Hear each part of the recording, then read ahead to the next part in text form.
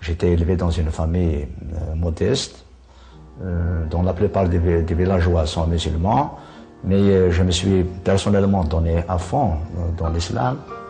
Mouloud continuait à approfondir sa connaissance de sa religion. Il cherchait à connaître Dieu, mais chaque essai se soldait par une déception. Une déception qui ne me donne jamais une satisfaction, qui me rongeait au fond de moi-même. Déçu, Mouloud finit par conclure que Dieu n'existait pas et s'enfonça jusqu'au cou dans l'athéisme. Cependant, même cette conviction n'arriva pas à le satisfaire. Des nuits blanches, je ne dormais pas, des questions sans réponse, des questions pourtant vraies. Ça n'a rien donné comme résultat pour mon âme. Et la situation politique tumultueuse de l'Algérie en rajouta à son malaise. D'un moment à l'autre, on ne sait pas ce qui va se passer sur la scène politique dans notre pays.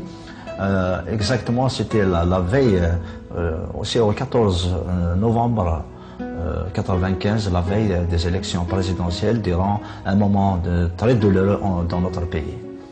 Alors c'est à ce moment-là que le Seigneur, que Dieu a fait quelque chose de surnaturel dans ma vie. Ce soir-là, le Dieu que Mouloud avait passé tant d'années à chercher se révéla à lui, personnellement. J'ai cherché une station de radio à Francfort en Allemagne pour savoir exactement qu'est-ce que la vie des uns et des autres pour le devenir de notre pays à la veille des élections. Et c'est à ce moment-là que le miracle s'est produit. Au lieu de capter la fréquence qu'il cherchait, Mouloud capta Radio Monte Carlo. Et voilà qu'à sa grande surprise. Et je m'attendais à entendre les informations en français. Et après, j'ai entendu le film de Jésus-Christ en kabyle dans la chaîne Monte Carlo. J'ai entendu le passage là où les disciples ont demandé à Jésus de leur faire apprendre comment prier. À ce moment-là, j'étais dans une crainte terrible parce que c'est la veille des élections, c'est un moment crucial dans la vie politique algérienne. Je craignais à ce moment-là une guerre civile. À la fin, il a dit Amen, et quand il a dit Amen, c'est à l'instant même que la peur m'a quitté. À ce moment-là, Mouloud eut une vision. J'ai vu tout d'un coup le mur s'ouvrir en deux. J'ai vu un grand château derrière le mur. Et j'ai vu mon âme sortir de mon corps. Chose que tu ne peux pas expliquer. Son âme se dirigea vers le château. Il avait hâte d'en connaître le propriétaire, tellement ce château était magnifique. Je cherchais à qui appartient ce château. C'est un beau château. Je me suis tenu debout devant la porte et j'ai entendu une voix parler dans mon cœur. Il me dit, me voici. Alors je lui ai dit, à qui appartient ce château? Alors une voix qui m'a répondu, il m'a dit, ce château, il y aura ici une grande fête. Ils ne seront présents que les anges et ceux qui sont saints.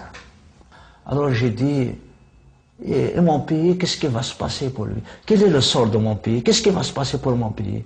Il a dit, malgré toutes les conditions de la guerre sont réunies, mais il ne se passera de l'Algérie que seule ma volonté.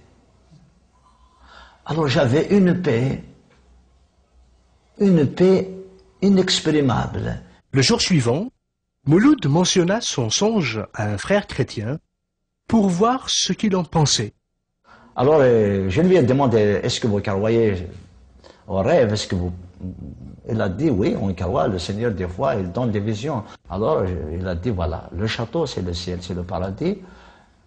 Les anges, c'est toujours les anges, ils seront là autour de Dieu. Et ceux qui sont saints, c'est les personnes qui ont accepté Jésus et qui sont lavées par son sang. On n'est sanctifié que par le sang de Jésus. Chose que je n'avais jamais connue. Juste pour s'en assurer une deuxième fois, Mouloud alla poser la même question à une personne d'un autre village. La réponse fut identique. Mais ceux qui sont saints, c'est les croyants en Jésus-Christ. Alors à l'instant même, j'ai donné ma vie pour Jésus. Depuis ce jour-là, la vie de Mouloud changea radicalement. Le gouffre avait disparu. L'angoisse et la peur s'étaient dissipées à jamais. Quand les chrétiens me parlent de paix, je les prenais pour des fous. Et raisonnablement, j'avais raison. Être en paix au moment de guerre civile, être en paix au moment où les têtes se coupent dans la rue en Algérie, c'est chose inacceptable. Ils ont raison. Mais finalement, Jésus, c'est le Dieu de vie, c'est celui qui donne la paix là où il n'y a pas de paix.